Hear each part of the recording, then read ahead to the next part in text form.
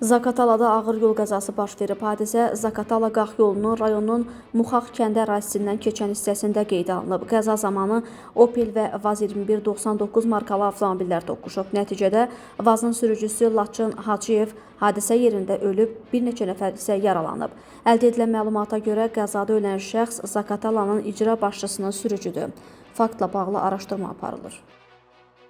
Bugün səhər saatlarında Balakən rayonunda ölümlə nəticələnən yol nəqliyyat hadisəsi qeydə alınıb. Hyundai, Kia və Toyota markalı avtomobillərin toqquşması nəticəsində Hyundai markalı avtomobilin sürücüsü Horsova Məryəm Kamil qızı, Toyota'da olan Mütəllibov Rəşad Yaşaroğlu və Balakən rayon Sarıbulaq kənd sakini ölüb və xəsarət alanlar var. Daxili İşlər Nazirliyinin mətbuat xidmətinin regional qrupundan bildirilib ki, faktla bağlı cinayət işi başlanılıb, araşdırma aparılır.